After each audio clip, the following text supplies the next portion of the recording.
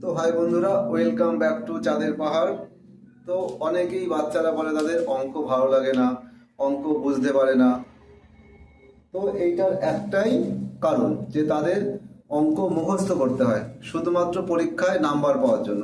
পরীক্ষায় তো আমাদের একদম অল্প সময় দেওয়া হয়, শুধুমাত্র নাম্বার পাওয়ার জন্য শর্টকাট পদ্ধতিতে আমরা কি করি, অঙ্কগুলো করে দিয়ে আসি। যেমন গসাগু আমরা ভাগ পদ্ধতিতে বের করে দিয়ে আসি, লসাগু হলে কি করি আমরা, ওটাও শর্টকাট পদ্ধতিতে করি। তো আমাদের বাড়িতে বা টিউশন, এখানে তো আমাদের হাতে অনেক সময়। তো এখানে কিন্তু আমরা শর্টকাট পদ্ধতিতে সবসময় শিখবো না। প্রত্যেকটা অঙ্ক কি করব, একদম ভালোভাবে শিখবো। খুঁটিনাটি কি আছে, অঙ্কটা কোথার থেকে শুরু হলো শেষ হলো, তো প্রত্যেকটা জিনিস কিন্তু ভালোভাবে শিখবো। এসব শিখলে কি হবে, অঙ্কের প্রতি একটা টান বা ভালোবাসা বা শিখতে ইচ্ছা করবে বা জানতে ইচ্ছা করবে। আর জানলে পরে নাম্বার কিন্তু অটোমেটিক পরীক্ষায় ভালো হবে। তো এরকমই একটা ক্লাসের 5-এর পরীক্ষায় আসে, দুটি পরস্পর মৌলিক সংখ্যার গসাগু কত। তো এটার উত্তর কিন্তু হবে 1। পরীক্ষায় এটা কিন্তু লিখে দিলে আমরা নাম্বার পেয়ে যাব। কিন্তু কিভাবে দুটি পরস্পর মৌলিক সংখ্যার গসাগু 1 হলো, এটা কিন্তু আমরা শিখতে পারবো না যদি ভালোভাবে না শিখি। তারপরে কি হবে, শিখতে আর ইচ্ছেও করবে না। তো এটাই আজকে দেখে নেবো যে কিভাবে দুটি পরস্পর মৌলিক সংখ্যার গসাগু 1 হয়। তাহলে আমরা যে কোনো দুটি সংখ্যা নিয়ে নিই। প্রথমে 4 এবং 5 নিয়ে নিলাম, ঠিক আছে। তো আমরা মৌলিক সংখ্যা জানি কি, তো এখানে দেখো 4 এবং 5 আছে। 4 তো মৌলিক সংখ্যা নয়, যৌগিক সংখ্যা। 5 মৌলিক সংখ্যা, কিন্তু বলেছে এখানে পরস্পর মৌলিক সংখ্যা। দুটি একে অপরের পরস্পর মৌলিক সংখ্যা হবে 4 আর 5। তো 4 আর 5 এর গসাগু দেখে নিই কত হয়।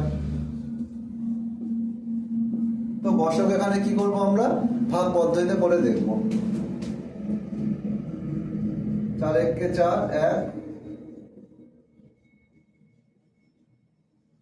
তো গসাগু কিন্তু বেরোলো 1। তো বোঝা গেল দুটি পরস্পর মৌলিক সংখ্যা কে 4 এবং 5, কেন, তাদের গসাগু বেরিয়েছে 1। সব সময় যে তারা মৌলিক সংখ্যা হলে পরস্পর মৌলিক সংখ্যা হবে এমন কিন্তু কোনো কথা নেই। একটা যৌগিক এবং একটা মৌলিক সংখ্যাও কিন্তু হতে পারে, কিংবা দুটো মৌলিক সংখ্যাও কিন্তু হতে পারে। তো দুটো মৌলিক সংখ্যা দেখে নিই, 3 এবং 7। তো এখানে দুটোই কিন্তু মৌলিক সংখ্যা। 3 দুগুণ 6, 1, 3 একে 3। তো এখানেও কিন্তু উত্তর কত বেরোলো, 1 বেরোলো। কিন্তু এখানে একটা মৌলিক এবং একটা যৌগিক সংখ্যা ছিল, কিন্তু এখানে দুটোই মৌলিক সংখ্যা ছিল, তবুও কিন্তু এদের গসাগু কত হলো, 1 হলো। তাহলে বোঝা গেছে যে কি করে দুটো পরস্পর মৌলিক সংখ্যার গসাগু 1 হয়, ঠিক আছে। তো আমরা কিন্তু প্রত্যেকটা জিনিস এইভাবেই শিখবো। তো আমাদের অফলাইনে ক্লাস করানো হয় চাঁদের পাহাড় মাদারসাটের খুব কাছেই। তো যারা যারা তাদের বাচ্চাদের বা ছাত্রদের পড়াতে চাও অফলাইনে, এইভাবে প্রত্যেকটা জিনিস গোড়া থেকে শেখানো হবে। তো অলরেডি শেখানো হচ্ছে।